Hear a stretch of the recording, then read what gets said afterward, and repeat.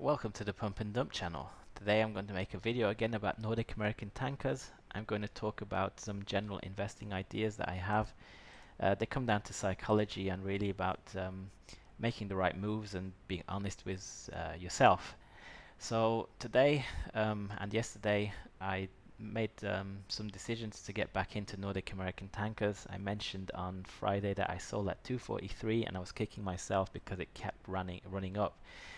And the reasons why I sold was I only had this tidbit of information here. Suez Max rates more than 40,000 per day at the start of the week, ending in September 23rd, or starting September 23rd.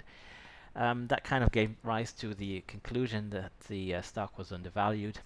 So I bought the day after. I remember I bought at 196, ran it up for 25% gain here at 243. And after selling over the weekend, I was considering what would I do if the spot market keeps rising? And the answer was, of course, I should be still exposed if the spot market keeps rising. And on Monday, this came out again, another press release, and in this press release they mentioned that the spot rates were more than 68,000. And over the long term, I do not believe that spot rates are sustainable at that level. At 45,000, I do think that is sustainable over a prolonged period of time, being like a year, 2 years, 3 years maybe. But ultimately what it comes down to, if rates are too high, you will have an inflow of more Suez Maxes being ordered to be brought into the market, and when they come into the market, the rates just collapse again like they did after 2016. Going into 2017-18, that's what happens. So on Monday I made a trade, 297. I bought 100 shares, 304 I sold them again because I kind of had that inner voice telling me that no, it's a mistake, shouldn't be in. We often have this this inner voice, and overcoming this inner voice of limitation that holds us back from making the right decision is a very important thing in life and investing. And that is kind of also what I want to talk about when I'm making reference to my investment decisions on my videos. So I jumped back in onto the train after getting off at the wrong station on Friday. That's kind of what it really comes down to. I bought in again at 317 today, 200 shares. I watched the price come down. I was worried I was going to get filled. I was, oh no, I'm going to get filled and it's going to keep falling. I got filled and it was a good entry point. Of course, I should have got in below, but I didn't. And then it ran up here, and then I started seeing this crack here. And I decided at that point I was going to sell half my position because I didn't want to be caught with my pants down, as I have been in other stocks at points in time when I held it too long, let's say. So I sold half the position here. That's 347, 100 shares down, still holding 100, and I ran those into the close. So what it really comes down to is, of course, price versus value. I looked at the math again. I looked at the company. I came to the conclusion that the share price reflected, something around the 43, 44,000, dollars per day spot rate on Suez Maxes when I got in, and now it's probably like 45, 46. Not too sure about the math because there are some details that I don't know, like how their expenses are moving, how they will move over the future. But that's kind of where I'm guessing where it is at, and that's kind of a reasonable assumption to use when looking at a stock like this. So at this point, I'm going to now switch over to Scorpio tankers. I did cover them on my channel in August, I think, around let's see if I can find around 26, probably here. And I didn't like it, the opportunity at that point in time. Same reasons as with other things I talked about. I didn't know what the spot market was doing. I didn't know whether this company was going to benefit from the spot market rising, and you can see it did indeed, but they don't have Suez Maxes, they have different vessels, and you can see that their stock price on the day is only up a 1/4 percentage point, which is very lousy when you compare it to the 20% that Nordic American tankers did today. This really comes down to now the most important concept that I think I'm trying to put over on my channel, is that you don't need to just invest in the right market, you also need to invest in the right vehicle, because you can see there are some other shipping companies here. They don't arguably shape up the same versus Nordic American Tankers, because Nordic American Tankers is only Suezmax's. TK Corporation, they have TK Tankers, TK LNG Partners, and TK Offshore. They're kind of like a mix of several companies, and you know, a very complex structure where they move things around, and I don't like it because of that.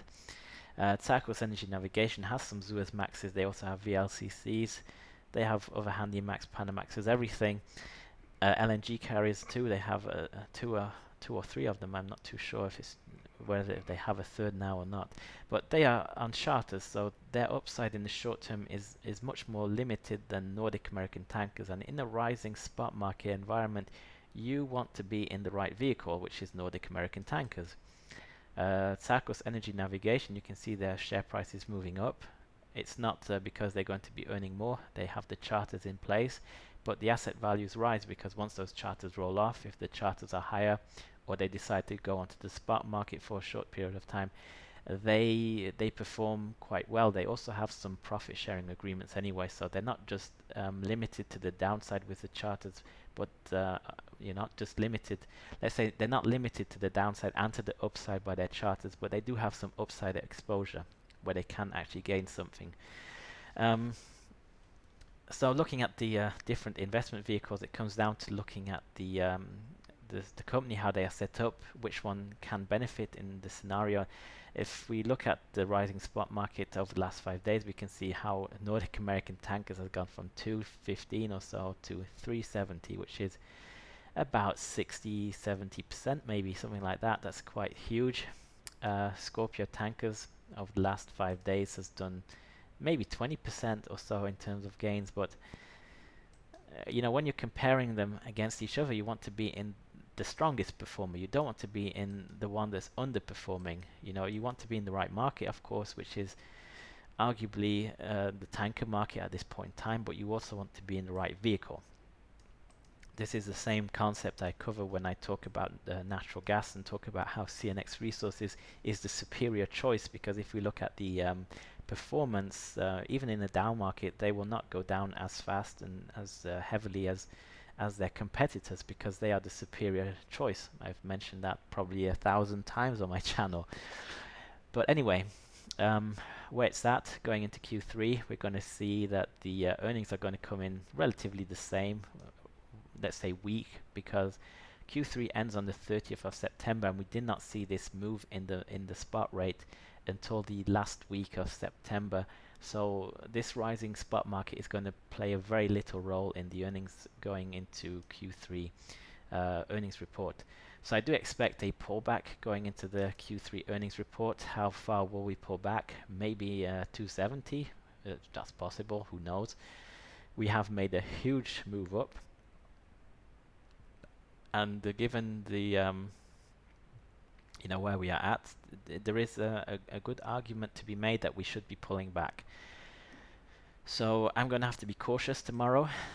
It's going to be the third day of this news being out.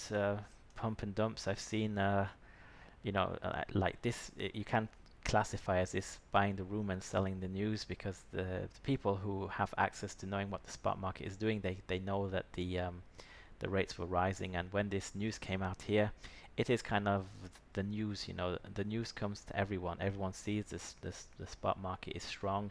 They start piling in. You can see the volume is huge over the last few days. It's been rather strong. You can see here millions of shares are being bought. So there is a good argument, a good case to be made for a pullback here.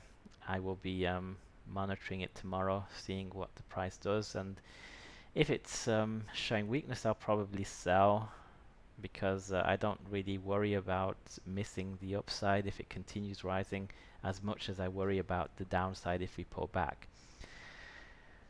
I'm going to leave it with that for this video. I don't know what more to say. Just remember, this is not investment advice or recommendations for you to buy or not to buy stock in these companies. Whether you do or don't is your decision alone. I just give my opinion and my analysis. Sometimes I cover that too. But overall, that is going to leave it for the video today. If you like this kind of video, subscribe. You can leave your opinions, comments and questions in the comments section, and have a good day.